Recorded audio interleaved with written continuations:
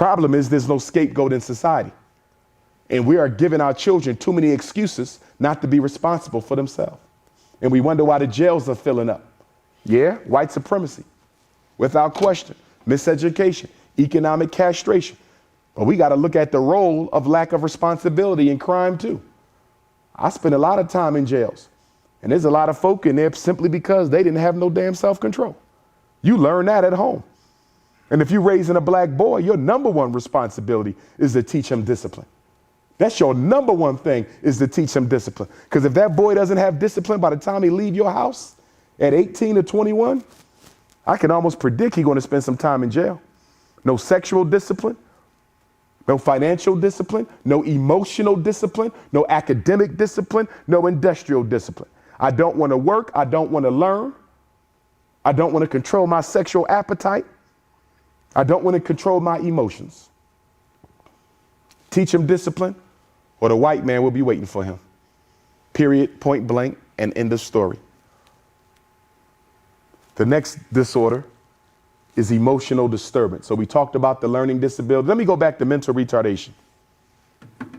Let me explain why so many black children are diagnosed with it. When we talk about the intelligence test, and it is the intelligence test that we use to determine if a child is mentally retarded. The intelligence test has 4 scales on it, which result in 4 scores. And from these 4 scores, we get an overall IQ score. So when you say your child has a 100 IQ score, you're talking about the overall IQ. But that overall IQ came from 4 other scales. There is processing speed, how quickly your child can solve problems. There is working memory, how well your child can hold information in their mind and execute upon it. There's nonverbal reasoning, how well your child can solve problems for which they've received no previous education. All 3 of those are universal scales: memory, working memory, processing speed, nonverbal reasoning. Black, white, rich, poor, children do equally well on those if they don't have a serious type of an issue. The 4th scale is what accounts for the racial bias, the cultural discrimination, and that is the verbal comprehension index scale. The verbal comprehension scale of the IQ test is the scale that accounts for why white children do better than black children on these tests. The problem is when they talk about this in the newspaper, and when they talk about this on CNN, they don't demystify it so you understand it. They just say the white kids are 15 points smarter than the black kids, so the black children must be intellectually deficient. They don't demystify. They don't tell you that black children do just as well as whites on the 3 other scales, that the only scale where they struggle is verbal comprehension. And what is verbal comprehension? These are the words and ideas and definitions that white people use that are normally foreign to the average black child's vocabulary, even if they are middle class. That's how they trip our kids up. It's vocab, it's concepts, it's definitions. Okay? And I would add to that, that verbal comprehension has nothing to do with intelligence. Verbal comprehension is dependent on the quality of education you received. Working memory, that's intelligence. That's not dependent on previous learning experience. Processing speed, that's intelligence. That's not dependent on previous learning experience. Nonverbal reasoning, that's intelligence. It's not dependent on previous learning experience. But verbal comprehension, definitions, vocab, that's based on previous learning experience. So then your next question would probably be, if that scale is responsible for why my child doesn't do as well as the children of other culture, and it has nothing to do with intelligence, why not take it out of the IQ test? Why not replace it with something else that is universal? Or why not just get rid of it altogether and leave the 3 other scales? Because you can derive an IQ score from the 3 other scales. You don't need verbal comprehension. You can get an IQ score from 3 scales. We don't need the 4th. So why not just take that out? Because if they take that out, it eliminates the white privilege that European children are naturally given on these tests. You're testing in my language. You're testing to my vocab. You're testing to my socioeconomic status. White privilege. If you take out the vocab, you take out white privilege. And now you potentially have a situation in America where the black children are earning higher IQ scores than the white children. So they will never take that out. Because if they take that out, that eliminates the reason why they give the test in the first place, which is to give a false impression that white children are more intelligent. And they have to give a false impression that white children are more intelligent to justify why so few blacks are in medical school, to justify why so few blacks are in law school, to justify why so few blacks own engineering firms and construction plants. The IQ test helps to explain away racism by putting the burden on the intellectual ability of black people. If you take out the racial bias, you might as well get rid of the test, because the only purpose of the test, and if any of you are wondering why they test so much, our kids are always being tested and tested and tested because the test score, I don't care if you're talking IQ, SAT, Nevada State Assessment, the test score is the new Jim Crow sign. I'm gonna say that again. The test score is the new Jim Crow sign. I'm gonna say it one more time. The test score is the new Jim Crow sign. What are you talking about? I'm talking about 60 years ago, if you wanted to go to a certain college, they would say whites only, colored only. They can't do that no more. Still racist, but you got to make it look scientific. So instead of saying your child can't come to the University of Nevada because they're black, you say your child can't come to the University of Nevada because their SAT score was too low. Are y'all following me? Instead of saying you can't go to med school because you're black, we'll say you can't go to med school because your MCAT score is too low. Instead of saying you can't go to law school because you're black, now we use a number. We look at what the average score is for black folk who take the test, and we set the admission score at a score that's higher than what the average black person does. And that way you effectively keep black folk out without saying white only. You just use a test score. They got to understand this. This is the new racism. They use numbers instead of words, because the numbers look like it's not racist, and the numbers look like it's not biased, and the numbers look like it doesn't discriminate. But it does the job just as effectively, if not more effectively. Testing is done in America to exclude certain groups of people from opportunity. Let me give you an example. You want to be a firefighter here in Reno. You go down to the firehouse, you say, hey, I want to become a fireman. They put you through the fire program, right? And they give you a test. Does that test predict how good of a fireman you can be? Does that test determine whether you can do your job well or not? No, it doesn't. That test doesn't tell the city anything about your ability to be an effective fireman. So if this test does not reveal my potential, my skill, my intellectual level, why do I have to take a test to be a fireman? Because it keeps black people out. Does the SAT test tell Harvard or Yale or Princeton or the University of Pennsylvania how well your child is going to do in college? Does it tell them whether or not your child is going to finish college? No, it does not. So why is every child in America expected to take the SAT test? Because it keeps black children out. And by the way, who invented the SAT test? Carl Brigham.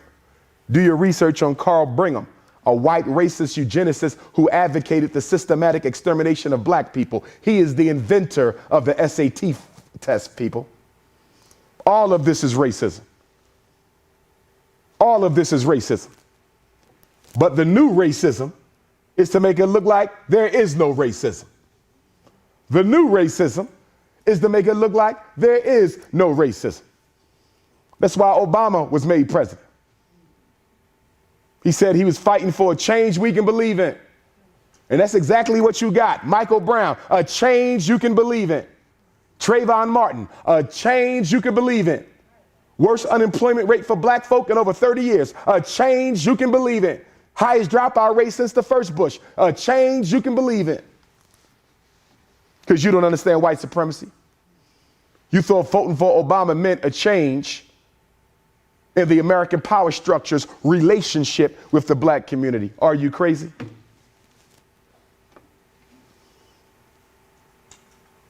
A change you can believe in. And the saddest thing, what really bothers me about President Obama, he did nothing for black children this whole time he was in office. LGBTQ gave them landmark registration laws. Gay folk got more progress in 5 years under Obama than black folk got in 500. Illegal immigrants, landmark legislation. Latino, landmark legislation. White women, Equal Pay Act. What did black folks get? Nothing. Just what you deserve. Nothing. Because you don't fall in love with politicians. Big mistake we made. I called it 8 years ago. When Obama get out of office, we're going to be worse off than when he went in because you fallen in love with a politician. That's ignorance. I hope we learned our lesson. You don't fall in love with elected officials. You come to agreements with elected officials with money and voting power. That's what you do. You use them like they use you. But black folks, politically ignorant as we are, turned it into a religious thing. Voting for Obama became a religious movement. Pastors all across America talking about, yeah, God predicted this. God sent Obama. In the mosque, God sent Obama. I'm tired of it, quite honestly, because we keep letting white folk outthink us. We just keep on letting. They're going to do it again. They say you Al Sharpton and Jesse Jackson. You go floating again. Question is, when do we learn from it and start changing our political behavior? Well, first of all, you can't change your politics until you change your spending habits. Boom. As long as we remain conspicuous consumers, we will get nothing. Votes do not control money. Money controls votes. If you ain't got no money, you ain't going to get nothing done by the people in office. Pow. I don't care if their name is Obama, Bush, Hillary Clinton, or whoever else. So let me get back to education because we're going to deal with that tomorrow. Autism. Autism is real. It is a real disorder. And you know why so many of our children are being diagnosed with it? Because of these immunizations that we're giving them. Shots. You better think twice before immunizing your child these days, because there's chemicals in these shots now that are messing up the neurological development of the children. And that's why most of us see our children appear to be quite normal up until age 2. But from 2 to 5, they change. Because it's those second set of shots that they expect you to give your child that's responsible for most of the neurological impairment that the shots are causing. I'm 40 years old. So if you're my age or older or a little bit younger, you never had an autistic classmate in school, did you? Most of us never had an autistic classmate. Kindergarten through 12th grade, college, grad school, doctorate school, never had an autistic classmate. But the children in the room today, they're likely to have about 6 or 7 of them by the time they graduate from high school. Once upon a time, you couldn't find a black autistic person. Before 1970, you could hardly find a black autistic child. Now they popping up every other day. Immunizations. My youngest daughter, she's not immunized, and she will not be getting immunized because black folk don't need white people chemicals to stay healthy. And for the life of me, I'm trying to understand why we letting folks who trying to get rid of us put stuff in our babies' arms so they can live longer. That doesn't even make sense to me.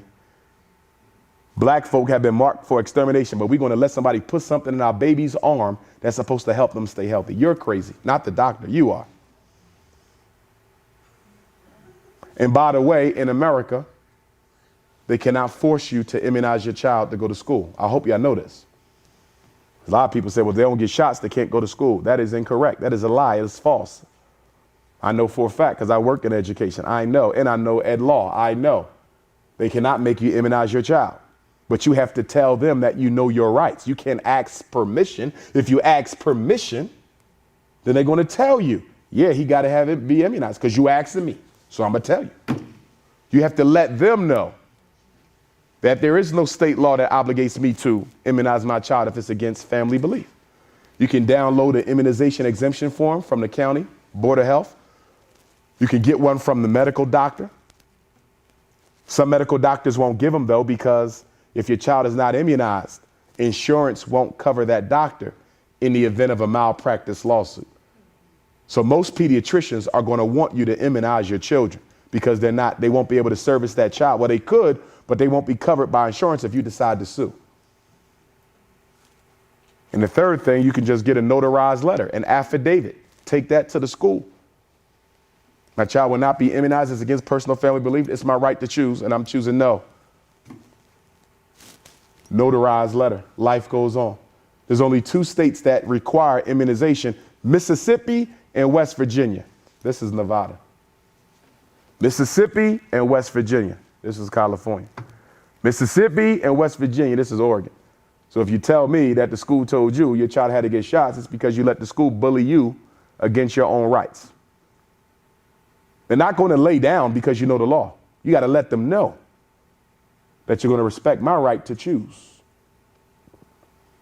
They do the same thing with special ed. If you don't let us test your son, he can't come back. That's illegal. They say it all the time because they know you're going to believe whatever they tell you. Part of our post-traumatic slavery disorder is believing whatever white folks say. If they said it, it must be right because they said it.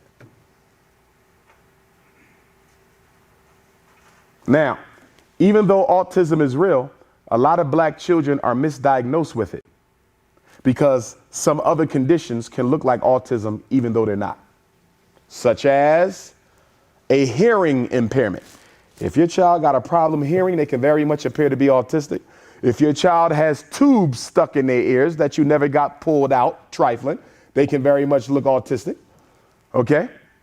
If your child has been traumatized, verbal abuse, sex abuse, physical abuse, trauma will look like autism. Okay? Social mute, a child who chooses not to speak for whatever reason. Selective mutism, a condition where the child doesn't speak. It could be due to trauma. It could be due to low self-esteem. It could be due to confidence. But some children don't speak because they don't feel like talking. It looks like autism, but it's selective mute. Comes right out of this book. So what is my philosophy on evaluating young children? If we look at the young princess over there, we look at the young prince over there. If they parent told me, I think my child got a mental illness or learning disability, I would ask them, why do you feel the need to get them tested right now? Why do you need a 4, 5, 6, 7-year-old tested right now? What are you expecting to get from that? Here we go again, being ignorant, just doing stuff because it's available. Nothing good going to come from testing them at that age. First of all, I can't even get an accurate read at that age because they're so young that the mind is still developing and growing exponentially. It's no way I can determine effectively if one of them are autistic. So why don't we just be patient, give them some time to grow, evaluate them a little later? Well, the school don't want you to be patient because they want that special ed money. The teacher don't want you to be patient. They want them out the classroom. And some of us don't want to be patient because we want an SSI check. So the reason we're often rushing to get our kids evaluated is not for the child. Has nothing to do with them. It's about pocket change for the school, pocket change for the parent, pocket change for the psychiatrist, pocket change for the social worker, pocket change for the therapist, pocket change for the psychiatrist. In other words, ladies and gentlemen, psychology and psychiatry have become capitalism's greatest form of exploitation. And why is psychology and psychiatry capitalism's greatest form of exploitation? If you sell cars, you have to have a certain amount of capital in order to produce your automobile. If you sell clothes, you got to have a certain amount of capital to produce your clothing. If you sell pocketbooks, you got to have a certain amount of capital to produce your pocketbooks. If you sell cosmetics, lotion, soap, lipstick, you got to have a certain amount of money to produce your product. But with psychology and psychiatry, the products are invisible. You don't need any startup capital to get rich pimping black folk in the name of disability. Are y'all following me? ADHD cannot be touched. You don't need no startup capital to make money off of ADHD. The learning disability cannot be touched. You don't need any startup capital to make money.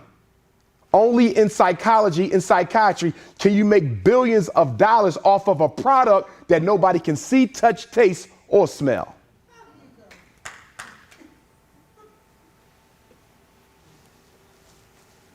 Make it up out of thin air. Boom.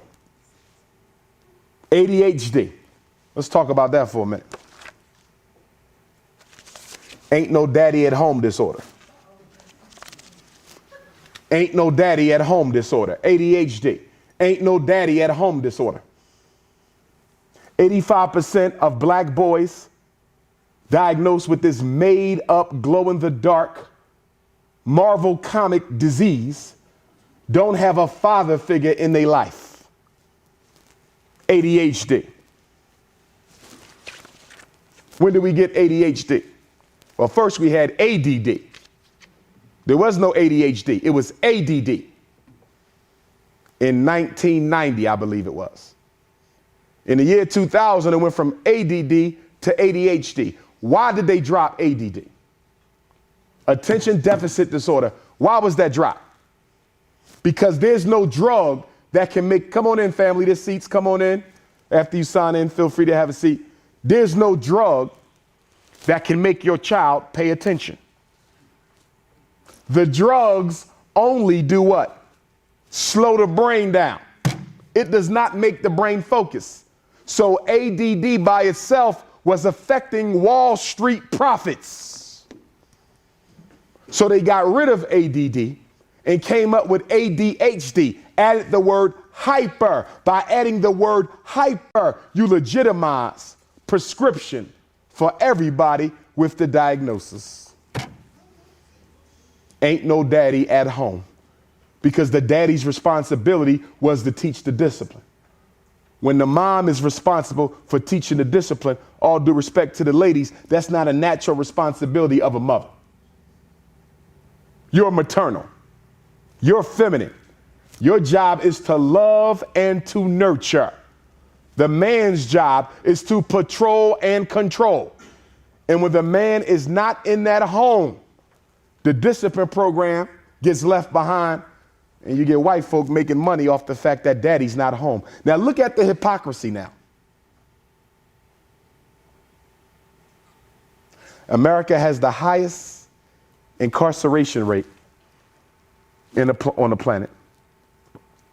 And most men, black men in jail, are in jail for nonviolent drug-related offenses. In other words, he was selling crack and speed and heroin on the street. And he was selling crack and speed and heroin on the street because he couldn't find a decent job through which he could earn enough to take care of his family. So they locked him up 5-10 years mandatory minimum sentence for selling narcotics, right? He broke the law. It's wrong to sell drugs, right? Drugs are bad. Nancy Reagan, just say no, right? but they'll take the same drug that locked his father up. Check it out. The same drug that daddy was sent to jail for selling, they will give it to his son so he can sit still long enough to learn about Christopher Columbus. Ritalin and crack are one molecule away from each other. Ritalin is the exact same substance as speed that is sold on the corner. Ritalin is speed. Now, some of you are going to say, if Ritalin is speed, Dr. Johnson, that doesn't make sense because my child is hyper. So the medicine they give him is supposed to slow him down. But speed is an upper. Ritalin is an upper. So why are they giving a hyper child a stimulant instead of a depressant, a neurological depressant? The answer, brothers and sisters, is because they found out that if you overstimulate the brain, it goes into a sort of a shock where it automatically calms the child down. In other words, every time your son takes a pill, brain damage is being affected on that child. All the drugs work by going into the area between the neuron and the synapse. The synapse is the space. Our brains communicate like we communicate. Voice to person, person to person. So you got all these cells in the brain, and the way you think, the way you feel, the way you act is because one cell sends a neurotransmitter a message to another cell, who sends a neurotransmitter a message to another cell. So the drugs come into the synapse, they gap between the neurons, and they block. The drugs block the natural process of the brain. So whenever he takes Ritalin, whenever he takes Adderall, whenever he takes Concerta, whenever he takes Metadate, whenever he takes Cyclert, whenever he takes Risperdal, brain damage is in effect. But let me go a step further. The drugs cannot localize their effect. What do I mean when I say the drugs cannot localize their effect? If I give Princess here some medicine for depression, she's depressed. We ain't going to deal with why. We just going to medicate the depression. Are y'all following me? He's ADHD. We're not going to deal with why. We just going to medicate the symptoms. So nobody ever gets better. Nobody gets better because nobody's dealing with the cause. And why do they not deal with the cause? Because if we reverse the cause, there's no longer a need for the psychologist. There's no longer a need for the psychiatrist. There's no longer a need for the medicine. You stop the financial machine. Mental health ain't helping nobody. How many of us know people who've been getting therapy for 30 years and still crazy as hell? How many of us got kids who got a wraparound? They got a behavior specialist. They got a mobile therapist. They got an inpatient therapist. They got an intensive case manager. And still crazy. Because mental health is the new hustle. Mental health is the new hustle. Nobody's helping these children. Now, let me read you the criteria for ADHD. Listen to this and tell me what you think of this. This is the criteria. If you get my book tonight, it's in there. Okay? Fails to give close attention to detail, has difficulty sustaining attention, does not listen when spoken to, does not follow through on instructions, has difficulty organizing tasks, is reluctant to engage in tasks that require sustained mental effort. Since when do children engage in sustained mental effort? How many of us in this room right now can engage in sustained mental? I've never engaged in sustained mental effort. When I was going through college, I had to take regular breaks because I ain't got that type of mind that can be on something for an hour straight. Are y'all following me? So why are we expecting children to engage in sustained mental effort? They are babies. Babies don't do that.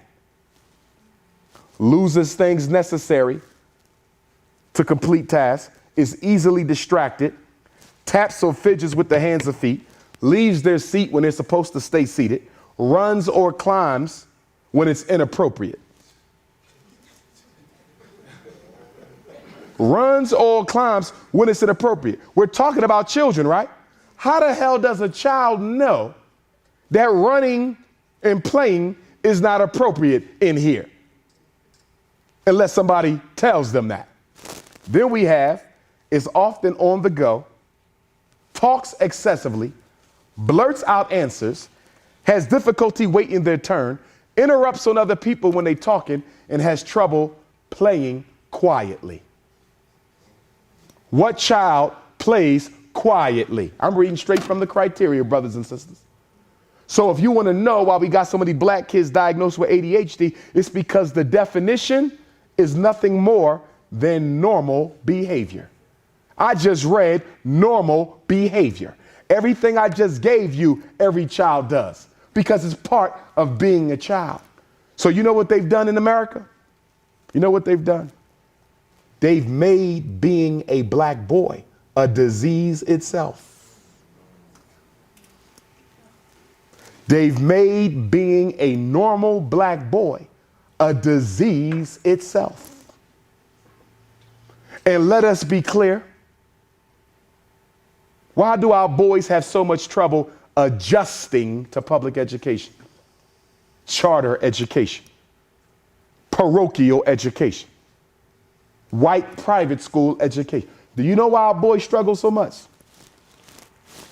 It's because the schools are run by women on a female culture with female expectations. And if you're not able to conduct yourself like a female child, you will be marginalized and objectified as a problem child. That's the problem with school. A masculine boy is going to have issues in school because schools cater to the female child. Who expects a boy to sit still for 7 hours straight? A lady can do that because she has estrogen. She doesn't have testosterone. And it's even difficult for girls. But girls are socialized to be inactive. Boys are socialized to be active. Not to mention that African children come from a rhythmic culture that prizes activity while you learn. We learn better when we moving around. We learn better when we can conversate in dialogue. That's our culture. But when you go to school, you're just supposed to sit there and be lectured to for 7 hours straight. And if you can't sit still, you have a problem. You see what they've done? They're blaming the children for what the schools don't do. They're blaming the children for what the schools don't do. That's the problem with school. Black boy wants to learn. Black boy wants an education, but he don't want to be castrated in the process. He don't want to be disrespected, impugned, and denigrated by racist white female teachers and reactionary black female teachers. Let me not leave out the Negroes. Because I'll be honest, most of the time I'm fighting for our children, I'm fighting black principals, not white ones. And I'm fighting black principals who came from the same ghettos as the children that they're supposed to be helping. I'm giving it to you real. I'm a principal myself. Even when I was principal, I had to fight black parents. I want my son tested, Dr. Johnson. For what? Learning disability. Your son is in the 3rd grade. What do you mean? I think he got a learning problem. Well, the boy only been in my school for 1 year. In the school he came from, nobody learned. They ain't made AYP since AYP started. So why don't you give me a chance to work with your son? I want him tested. I'm not testing him because there ain't nothing wrong with him. His problem is your trifling ass. Get out my office. I'm honest with parents. I Joe Clark the whole situation. Because you're not going to hustle your baby for me. I know why you really want him tested. You want that check. You want that crazy check. Everybody hustling a crazy check. Even the grown folks hustling a crazy check. Well, I got news for you. Especially my single parent mamas. You playing schizophrenic, getting a psychotic disorder so you can get $700 a month? Guess what's going to happen? The minute that school wants you to put that boy in special ed or on drugs and you don't agree with that school, they're going to call Child Protective Services. Child Protective Services is going to do the research. They're going to find out that you got a psychotic disorder for which you taking medicine. Now, it ain't real, but you play crazy to get the crazy check. So guess what they're going to do? They're going to come to your house and they're going to threaten you. And they're going to say, put them on the medicine or we taking your children because we've determined that you're not psychologically fit to raise these kids. Now, you're not crazy. You just pimped the system for a check. But because your ass was greedy, they're going to now use it to force you to put your son in special ed on medicine. It happens all over the country. You can't use white supremacy to fight it. It will not fight itself. So y'all need to be careful about that. Now, we have mental retardation, the learning disability, autism, emotional disturbance, ED. In some states, they call it SED, serious emotional disturbance. Never let the school test your child for a behavior problem. Never let the school test your child for a behavior problem. You're hard-headed, so I got to say it again. Never let the school test your child for a behavior problem. Why you say that, Dr. Umar? Because there's only one special ed label, only one. If you tell me this teacher called me and asked permission if they could test my son or daughter for a behavior problem, it's only one thing they're looking for. Because there's only one label in special ed that deals with behavior and emotion, and that is emotional disturbance. So my question to you, why would you let them label your child as emotionally disturbed? Do you realize that is the most dichotomizing title out there? ED, the boy is emotionally disturbed. So when he goes to the new school, they see that in his record. They don't even know what it's for. It just sounds like he crazy as hell, right? And you know what they're going to do? They're going to put him in the emotional support class. Have you ever seen one of the emotional support classes in Reno? It looks just like a jail, because it is a jail. It's called, this is where we're going to put him till he's old enough to drop out, get locked up, or get killed. Emotional disturbance is for black boys that the system has already decided won't be nothing but a corpse in life. You never let the school test for behavior. And if the school keeps on complaining about your son's behavior, what's the first thing you're supposed to do? Number one, always tell them to give you their complaints in writing all the time. Forget the telephone conversation. I need this in writing. If you want me to do something about it, I need it in writing. That's how you deal with schools. Stop all this verbal. Because educational law says that if it's not documented, it never happened. Well, the principal told me she wasn't going to suspend my son no more. Can you show me on paper? She didn't give me it on paper. It never happened. Black folks, we never ask for stuff on paper. White culture is based on documentation. If you want to beat them at their own game, you have to have yours. You want my son tested? I need that on paper. I want to know why you want him tested. By the way, if the school wants your child tested, they're required by law to try to help the child improve without special ed. I don't know if y'all know this. Special education is the last thing you're supposed to try. Special education is the last thing. The last thing. We should have had tutoring. We should have had academic intervention. Special ed is the last thing. But I bet you what they're doing in Reno, it ain't the last thing. It's the first thing. It's the first thing. And you know what's so sad? These schools who want your child in special education get money for Title I service. You know what Title I service? That's money that came out of Lyndon Baines Johnson's 1965 War on Poverty's Elementary and Secondary Education Act. They give schools money, millions, to do what? Help a child improve their math and their reading skill. Most kids are in special ed for what? Math and reading. But the school gets Title I money for what? Math and reading. So you as the parent have to let the principal know, don't you get Title I? If my son is behind, it means he needs a tutor. Well, yes, but he's 3 grade levels behind. He's in the 6th grade, reading on the 3rd grade level. We think he has a disability. Okay, I got a question for you, Miss Principal. What is the average reading level of the students in my son's classroom? What is the average reading level of the other students in my son's classroom? What is the average reading level of the other students in my son's classroom? You know why you want to ask this question? Because I'm willing to bet all the black boys in that class are all reading on the 3rd grade level. Are y'all following me? They all in the same place. But you chose to single my son out for special ed when all of them are reading deficient.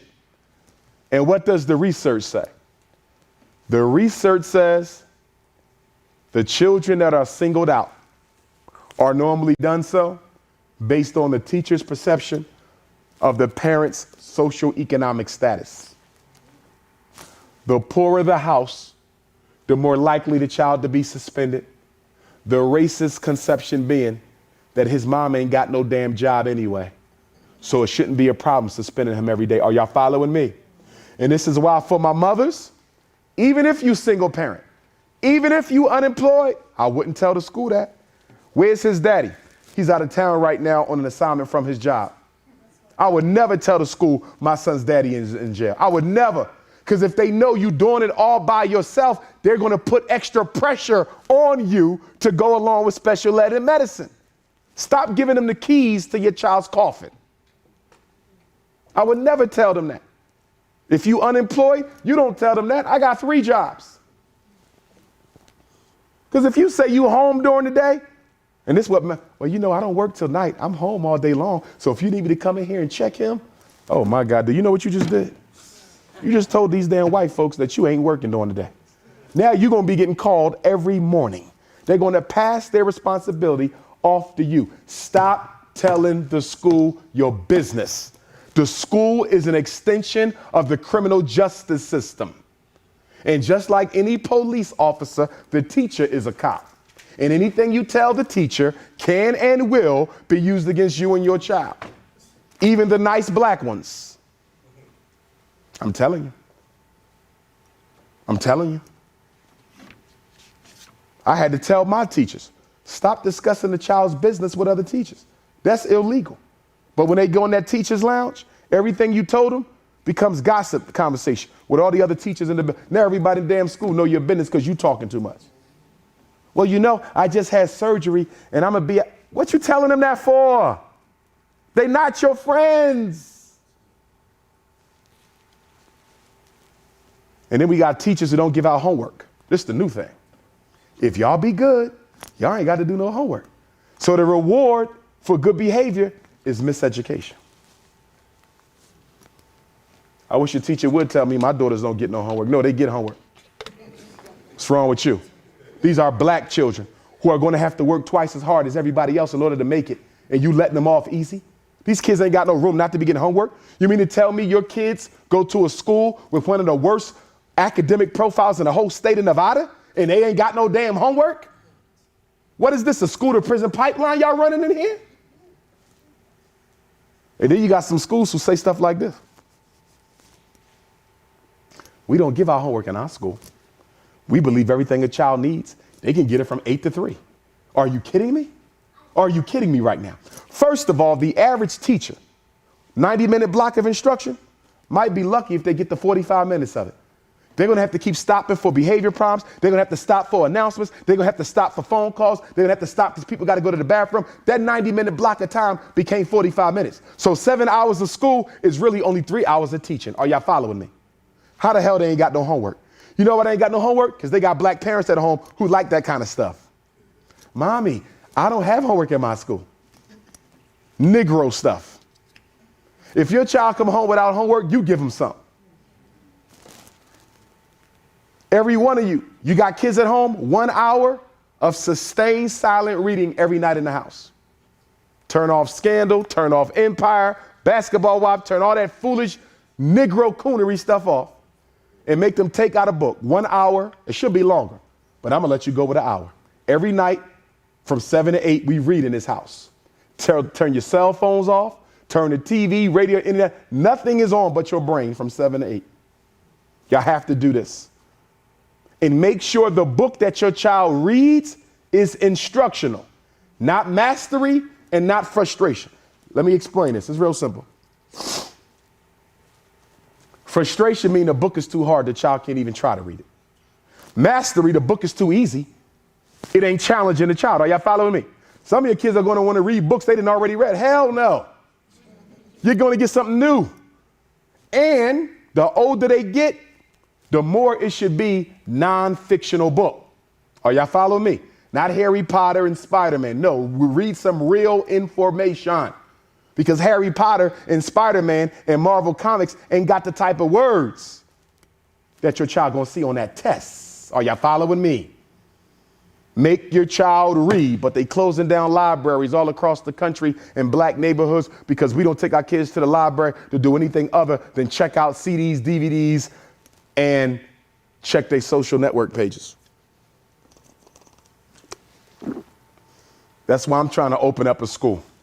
The Frederick Douglass and Marcus Garvey RBG International Leadership Academy for the boys, and the Anna Douglas Amy Garvey RBG International Leadership Academy for the young women. I'm doing this because I'm not satisfied with the African-centered schools out there.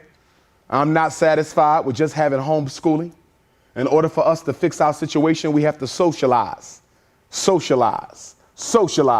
a whole new generation of African children the right way so they can think, feel, and behave in ways that are progressive and conducive to African innovation, liberation, and upliftment.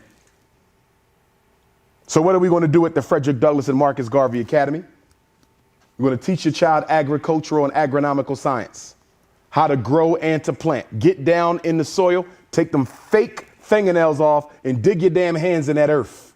We're going to teach you how to grow, how to feed yourself, how to test the soil for nutritional content, how to make money selling food, real food, not McDonald's. And then we're going to teach them financial science. In the 9th grade, your child will have a business plan. In the 10th grade, they will have mastered the real estate market of Nevada. In the 11th grade, they will already have a stock portfolio. And at 15, 16 years old, they're trading stocks and investments as a teenager. In other words, I'm going to show them that you can get rich without a college degree. While black people still sending their kids to college like it's an automatic thing you're supposed to do. You don't automatically send a black kid to college. The only thing you're guaranteed to get from college is debt to the bank, student loans. Student loans, crushing black folk all over America, student loans. And the price of college keep on going up. It was on the front cover, U.S. News and World Report last month. The price of college, is it worth it? This is white folks now. Now, if you got white folks talking about, is it worth it? Then you know what black folks better be saying. Hell no. Your child go to the University of Nevada, $80,000 education. He got a bachelor's degree. He can't find a job. He go back for a master's degree. That's an extra 40. Now he owe $120,000. He can't find a job. He go back, get a second master's. Now he owe $160,000. Still can't find a job. Go back, get a doctorate. Now he owe $250,000. First he was underqualified. Now he come back with his doctorate and the white folks tell him what? You overqualified. How about we just wasn't going to hire your black ass? No, this is what they do to black folk. White folk have set it up where we got all the degrees and they got all the damn money. Black folks, we got all the degrees, smart, but broke.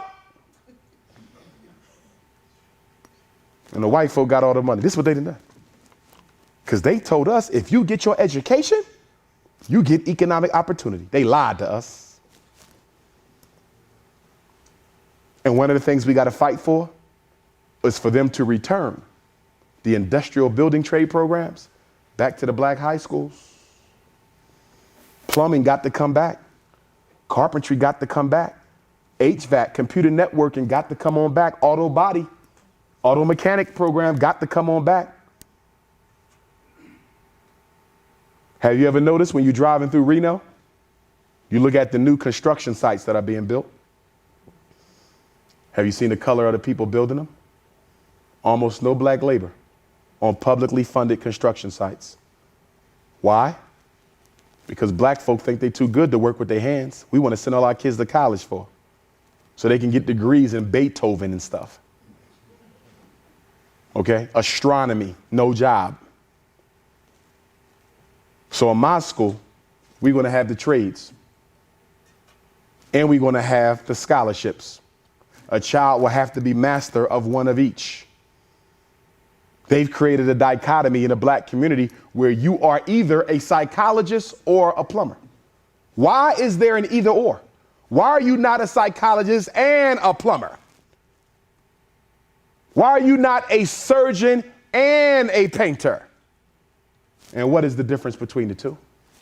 The difference between the two is if you have a degree from college, that degree only works for you if white folks are looking to hire you.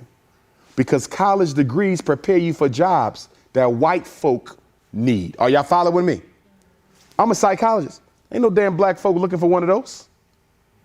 So if I was not needed in the system, my daughters would not eat. So our children have to have a contingency. So if nobody's hiring the surgeons and the historians and the psychologists and the engineers, if no white folk are hiring you, you can still go feed your family because you got a skill. I could go fix cars in the hood right now. Y'all follow me? I can go fix some homes up, plumbing right now. I know some people in the hood who need some work done in their house, carpentry. I'm certified. I can go do that right now. Where you have a trade, you can always eat. What did I say? 2 million black folk with degrees can't find a job? No trades. If they had trades, they would be able to eat. Not a lot, but enough to keep them bills paid. We sending children to college who don't even want to be there. We sending children to college who ain't got no discipline. If your son barely went to school in high school, if he barely did his homework in high school, if he barely passed in high school, what the hell you think gonna happen when he get to UCLA? Flunk the hell out the first semester. Smoke some weed, get somebody pregnant, and get kicked out for academic probation. Black males have the worst retention rate. I'm just keeping it real. I'm just keeping it real. You can't find brothers in college unless they there to throw basketballs or catch them.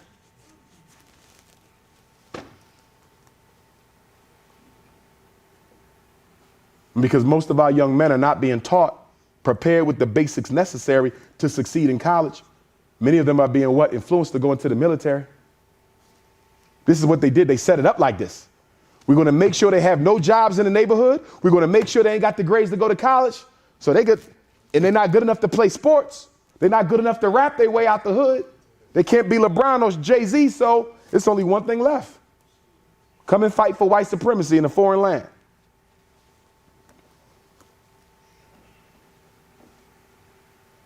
How many young black men we read about in the newspaper every week coming back dead? Infantry. You going into the army and you ain't got no college degree or trade under your belt? Infantry. The worst thing you could do is send a black kid from high school straight into the military. They're going to put them on the front line and stick a gun in their hands. Infantry. Expendable soldier. And the high schools ain't telling them. I'm trying to tell them. I went to a military high school. I try to tell these young folk, listen, well, Dr. Umar, I want to be a Marine. Okay, listen. I wish I met you when you was younger because I don't know who allowed you to grow up with that mindset any damn way. But you want to be a Marine? Do me a favor. Go and get you a trade under your belt or get you an associate's degree at the community college. Please don't go straight from high school because they're going to steer you right into the infantry. You are the first to die. And now we got ROTC programs popping up in all the high schools, teaching them to be soldiers in high school. Y'all see them all around. It's a shame because the kids love it because they love the structure. They love the honor. We should be giving them that ourselves. They got to go to white folks' ROTC program in order to get some type of discipline and honor. Children crave discipline, believe it or not. They crave it. That's why we got gangs. A gang is a surrogate family. Children who don't feel like they got a family will go join one. It's called gangs. There will always be gangs as long as there are dysfunctional black families. There will always be gangs as long as there are dysfunctional black families. There will always be gangs as long as there are fatherless black boys. There will always be gangs. when there's nothing productive for our sons to do in the neighborhood. Gangs give them a father. Gangs give them an identity. Gangs give them a purpose. Gangs give them everything mommy and daddy are not. It's a surrogate family. Speech and language impairment.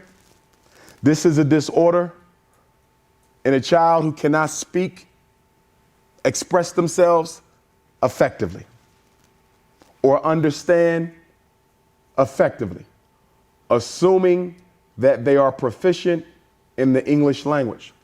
If a child is Spanish, Latino,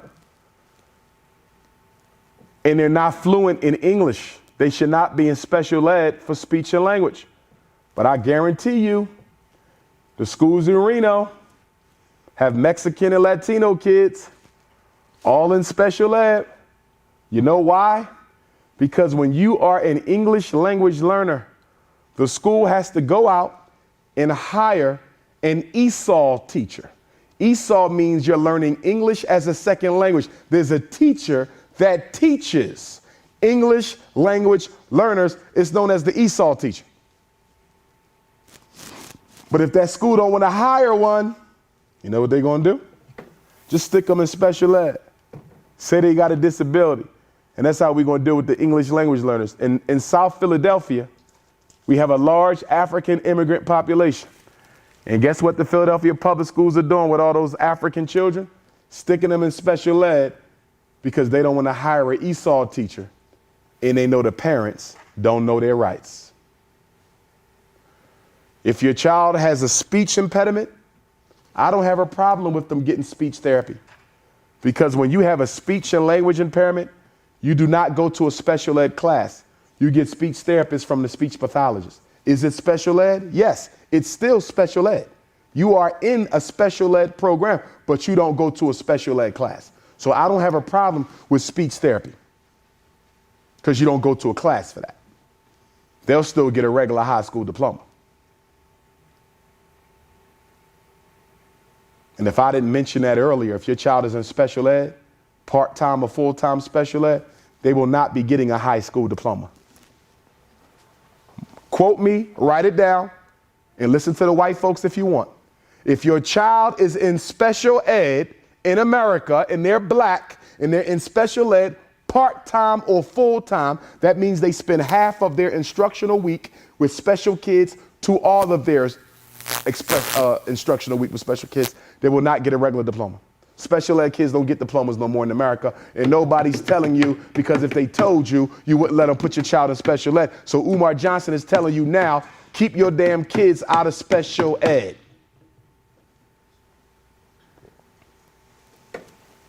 So we talked about autism, mental retardation, emotional disturbance, speech and language impairment, the learning disability. So that leaves what? The nice disabilities. Blindness, that's real. We ain't got to argue over that. All of us can tell a blind child when we see one. Deafness, that's real. We ain't got to argue over that. All of us can see a deaf child when we see one. Developmental delay, orthopedic impairment, multiple disabilities, traumatic brain injury. I don't have to spend time on those for two reasons. Number one, they're real. They're obvious. They're not made up out of thin air like the learning disability and ADHD. If you can't see, you can't see. And the other reason why I don't have to spend a lot of time on them is because they're what we call low incidence. You rarely see a black blind child. You rarely see a black deaf child. You rarely see a black orthopedically impaired child. You rarely see a black traumatic brain injury child. I don't have a problem with those kids being in special ed. They have a real problem that needs real help. That's not my issue. My issue is those other ones. That learning disability that can't nobody prove. That emotional disturbance that can't nobody prove. That mild mental retardation that can't nobody prove. And that so-called ADHD. Ain't no daddy at home. Now, I'm going to read you some of the side effects of the medication. But before I do, let me finish telling you what we're going to teach at the school. So we're going to give them a financial curriculum. We're going to give them an agricultural curriculum. We're going to give them a political and military science curriculum. We're going to teach your children the art of self-defense. We're also going to teach them white supremacy. I want your kids to know why Obama is president and ain't got nothing to do with Jesus. I want your children to know why homosexuality is being pushed in the black community. I want your children to know why black men are filling up the jails like crazy. I want them to know why black women have the highest infant mortality rate in the Western world. Black women have been having babies longer than any other woman on the face of this earth, and now you don't know how to do it right no more, so much so that more of your kids are coming out dead than the children of any other race, even when you control for social economic status. I want them to know why. I want them to know why Officer Darren Wilson didn't go to jail for killing our brother Michael Brown. I want them to know why. I want them to know why George Zimmerman didn't go to jail for killing Trayvon. I want them to know why. And the reason is because America is at war with the black man. You do not go to jail for carrying out your responsibilities to your state. That's why no police will ever go to jail for killing a black man, because war has been declared on the black man. It's the black man who simply won't accept it.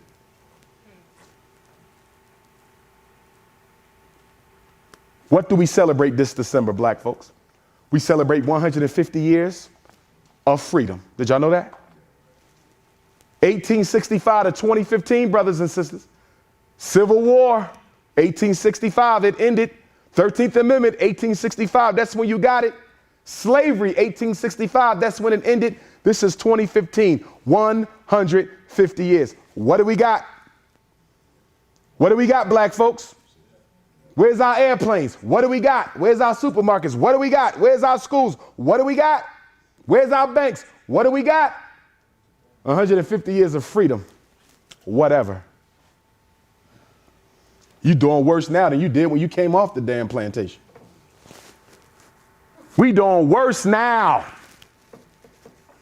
We definitely doing worse than we were doing before the civil rights movement. Ain't no question about that.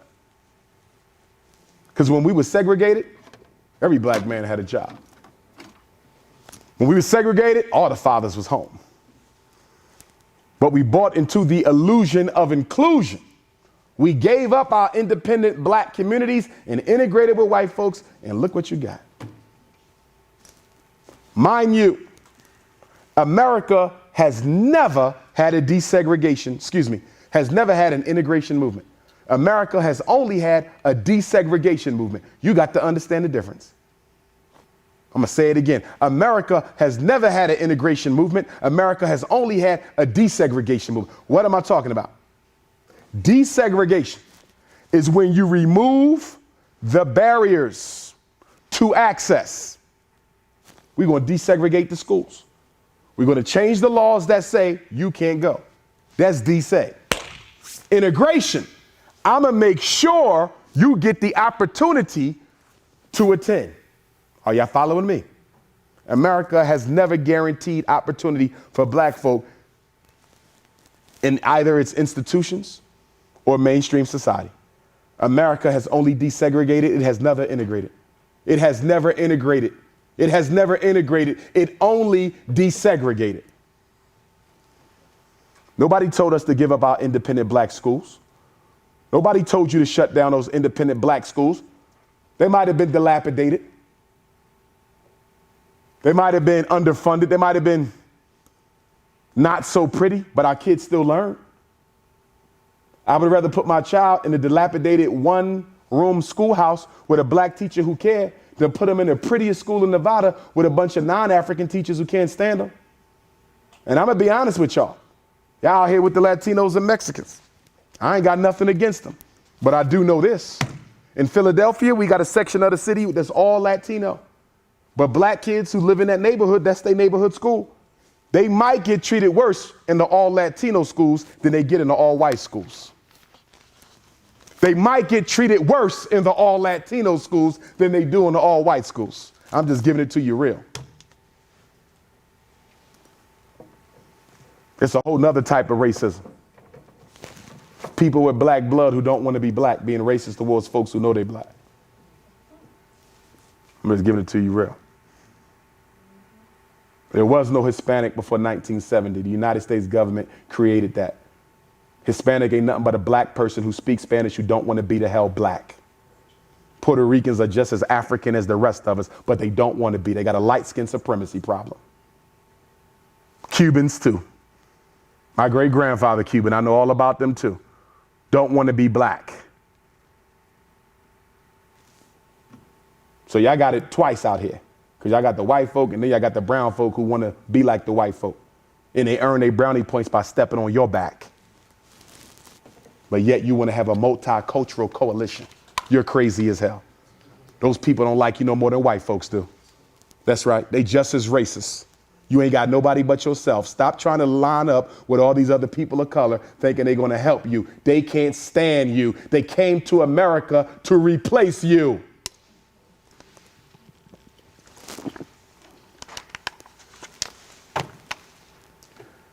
Now, we're also going to teach your children dietary and nutritional science.